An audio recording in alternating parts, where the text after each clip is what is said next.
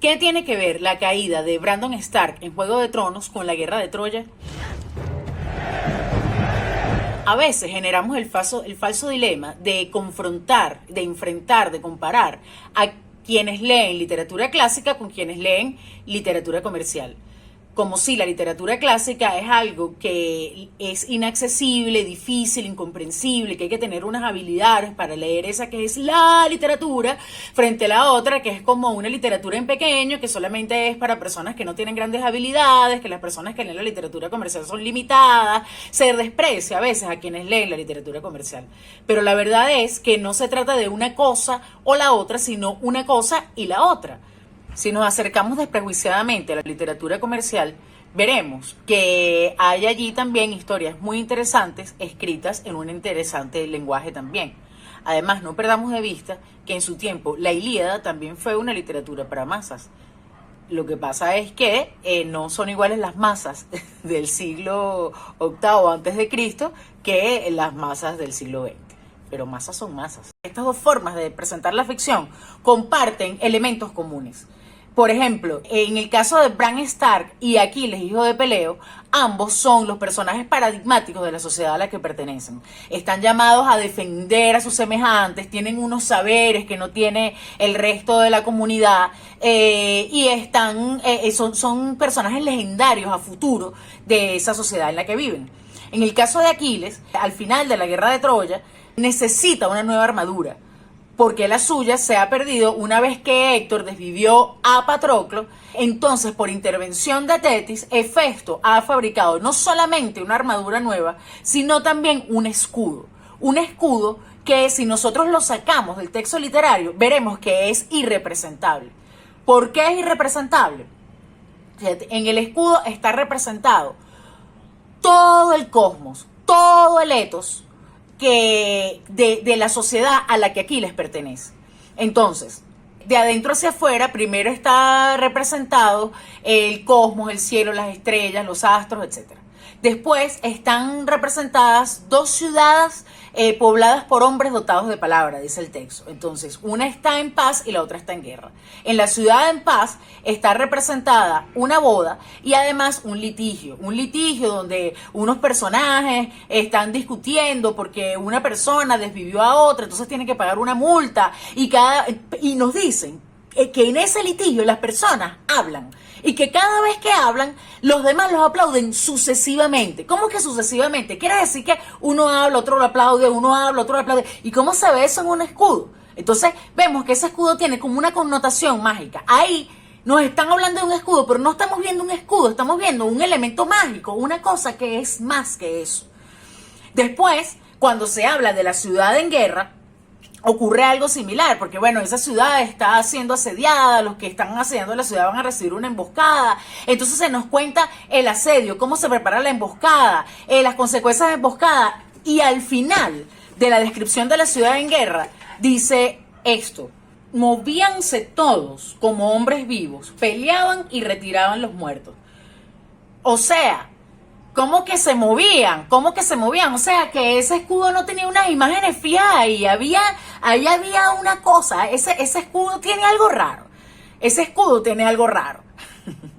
Además, en el escudo está representado la ganadería, el pastoreo de ovejas, hay representada una fiesta y al final lo último que se describe del escudo es el mar océano. El mar océano, que es el fin del mundo para esa sociedad a la que Aquiles pertenece. En el caso de Juego de Tronos se establece la comparación porque igualmente como en Aquiles, bueno, es un escudo, pero a la vez es una cosa donde hay una gente moviéndose. Lo mismo pasa aquí, ¿no? Se describe cuando Jaime Lannister arroja a Brandon Stark de la torre. Brandon ha quedado, ahí como en un estado de coma, ¿no? Y pasa un tiempo así la narración hasta que uno de los capítulos se abre con una descripción de algo que pareciera ser el momento, un recuerdo del momento en el que Bran va cayendo. Pero cuando leemos nos damos cuenta de que no es exactamente eso, ¿no? No es exactamente un sueño, no es exactamente un recuerdo, sino que lo que parece es la primera de esas visiones que va a tener Brandon Stark a lo largo de su vida como el Cuervo de Tres Ojos.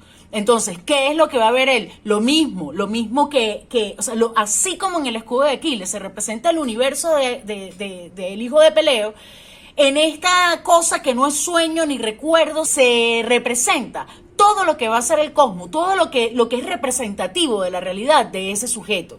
Entonces, va a haber, lo voy a leer porque no me lo sé de memoria, ¿verdad?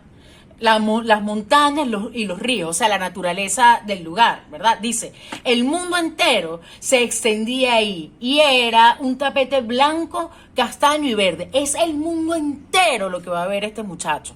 Entonces, pero ¿cuál es su mundo? ¿Cuál es el mundo entero?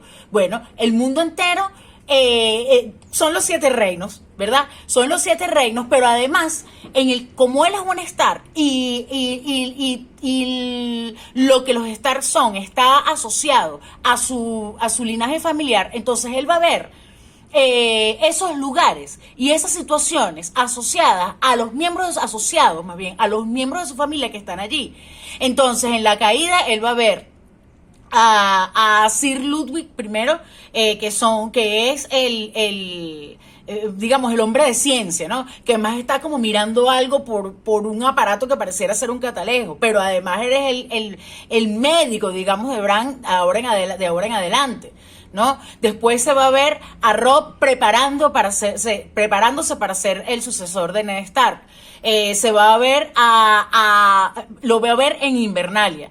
Pero va a haber también a Catelyn llegando a Desembarco del Rey para advertir a Ned del futuro que está corriendo.